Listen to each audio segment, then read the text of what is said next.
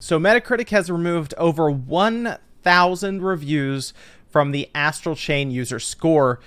The way that they made all of this up, of course, they took everyone's score, threw it all together, and despite some of them being questionable at best, we'll say that, we looked through some of them, right? It was pretty clear a lot of people had not actually played the game, but still, by default, Metacritic just throws them all in, and we get an average score out of the other side. Well, it looks like Metacritic had enough of really people just fighting in the user scores. Again, we saw it, and I talked about how it was mostly just people kind of having like a big console fanboy war by using their website. And to a degree, I understand why Metacritic might look at that and say, yeah, we're not doing that here.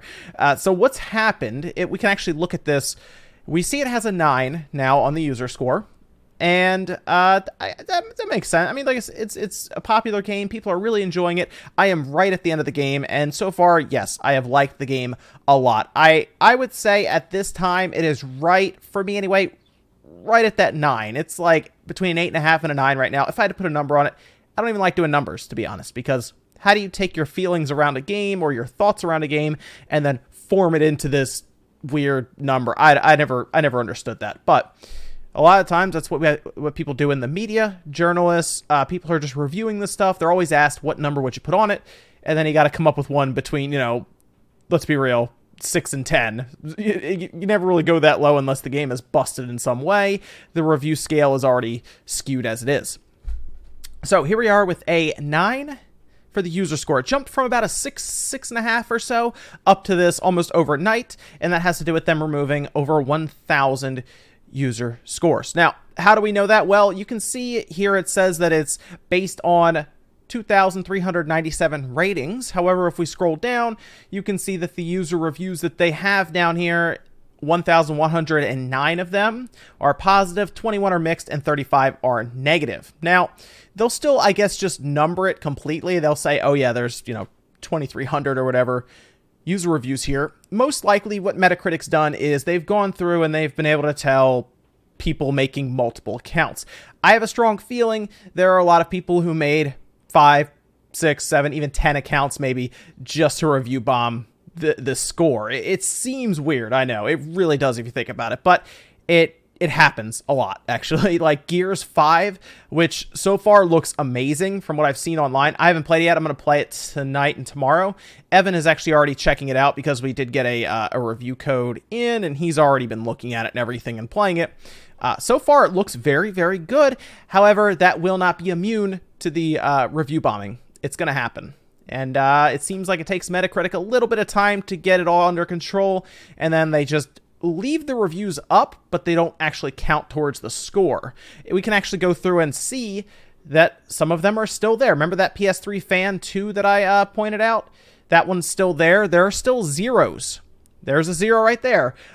Is a game a 0 if it's playable? Probably not, no. I mean, you can pick out one of the worst games you can think of. As long as it works start to finish, it should have, I assume, some points thrown on it, especially with the way that the review score kind of metric works. I think most games at this point, like baseline, are like a 4 or 5 for a lot of outlets. Like that's just the way it is. If it starts up, it boots, and it works, yeah, it's probably at least a 4 or a 5.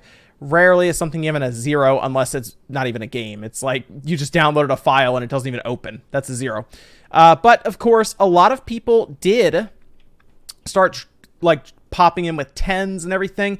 And it's not just the bad reviews that appear to have been removed, from what I can tell, or not counted, as there are 2,151 positives, 207 negative, and then you go over here and you can tell that they removed over 1,000, like 1,000 it seems positive, and then almost all of the negative ones. So you can kind of get an idea as to how the user reviews actually look now. I think it's more or less one account per person actually counts, and if you did multiple ones, then they just removed them. And I know this started happening with Fire Emblem as well. They seem to have corrected that one too. It seems just be mostly people annoyed that the games are only on the Switch, and it's the way it is. I mean, like, I'm sure something like that, if Death Stranding comes out and it's amazing, you're going to get the same thing. Gears 5 is funny because I think people just like to make fun of the Xbox, but it's also on the PC. However, that game again looks pretty good. So I'm looking forward to trying that one out. Now, you might wonder, why does it matter? It's user reviews. Well, this has been going on. Review bombing has been going on for a long time. It really has. Like, people may have heard of it now. We're talking like years and years and years ago. 8-9 years ago. Like, for example, I'll pull one up here. This is actually during the 360 era. This is when Bastion and Toy Soldiers were getting review bombed. No idea why Bastion was getting review, but someone needs to try to explain this to me. Why was Bastion getting review bombed? It's so strange. But this was covered. This was back in 2011, actually. And at the time, it was weird because, of course, these are smaller games. They're indie games essentially, and they may have had success beyond indie games. But if you are putting everything you have into a game and you need it to succeed because you're not a 2K or an Activision, or even just a Platinum or Nintendo, you're putting everything on the line, right? That's the way it is. So you see something like Bastion get review bombed, and that actually affects the handful of people that worked on it. Like, you can see here, they said, I looked at the Metacritic and contacted them and told them this has been spammed. This was the Signal Studios president, creative director, Douglas Robert Albright III. He said, we're not a bunch of dudes with a bunch of money laying around or whatever. It affects us, right? You can search by user scores and stuff like that. It's the first time we've ever complained about something via our Facebook and Twitter, so I didn't do it lightly. And that's the thing. While user reviews, we look at that and say, okay, those are just people fighting it out in a user review section on Metacritic for some weird reason. Again, waste of time if you really think about it. Some people might go there and look at it and say, this has a 4 on the user score.